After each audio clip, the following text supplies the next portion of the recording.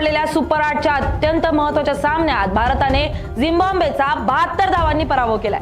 या विजयामुळे भारतीय संघाने उपांत्य फेरीच्या शर्यतीत दमदार कमबॅक केला असून झिम्बाब्वेचे स्पर्धेतील आव्हान आता संपुष्टात आले। नाणेफेक हरल्यानंतर प्रथम फलंदाजीसाठी उतरलेल्या भारतीय फलंदाजांनी चेपॉकच्या मैदानावर धावांचा पाऊसच पाडला।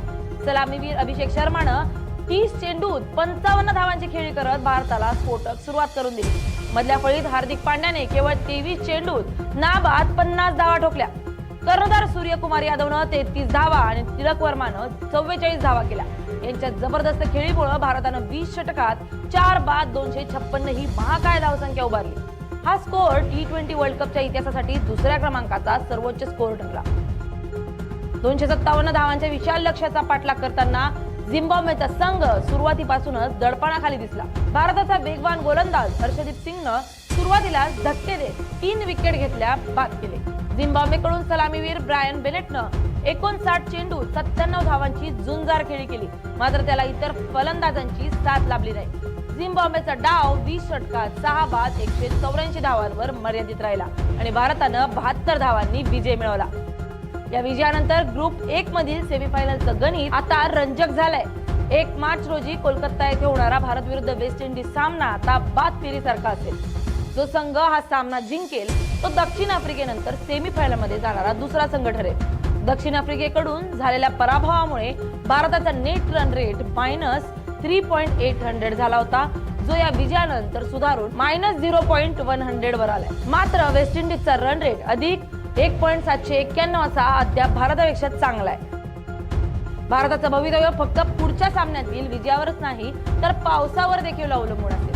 जर हा 1 मार्चचा सामना पावसामुळे रद्द झाला तर दोन्ही संघांना 1-1 गुण मिळेल। अशा स्थितीत चांगल्या रन रेटमुळे वेस्ट इंडिज सेमीफायनलसाठी पात्र ठरेल आणि भारत बाहेर होईल। त्यामुळे पाऊस पडू नये अशी प्रार्थनाही क्रिकेट फॅन्स कडून करण्यात येते। अभिषेक शर्माच्या खराब फॉर्म नंतरही भारतानं स्पर्धेची सुरुवात जबरदस्त अंदाजात केली होती। मात्र सुपर 8 मधील साऊथ आफ्रिकेविरुद्धचा एक पराभव आणि भारताच्या सगळ्या मनसुब्यांवर पाणी फिरलंय। आता गोष्टी अगरमगरवर आल्यात। त्यामुळे आता कोलकात्याला खराखुरा पाऊस पडून सामना रद्द होतो की वेस्ट इंडिज विरुद्ध धावांचा पाऊस पाडून टीम इंडिया सेमीफायनल मध्ये धडक मारते याकडे सगळ्यांच्या नजरा लागल्या। दुसरीकडे येरे येरे पावसा म्हणत वेस्ट इंडिजची टीम पावसाची अपेक्षा करते। त्यामुळे वरुण राजा कुणाला पावणार आणि सेमीफायनल मध्ये कोण धडकणार याचा फैसला कोलकात्यातच होईल।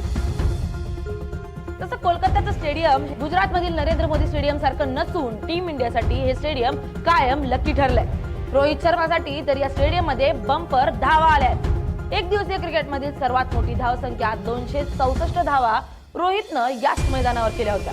त्या दिवशी श्रीलंकेच्या टीमला शर्मानं बोंड आणली होती। आता भारत विरुद्ध वेस्ट इंडिज सामन्यासाठी हे मैदान कसं ठरणार हे मॅच दिवशीच कळेल।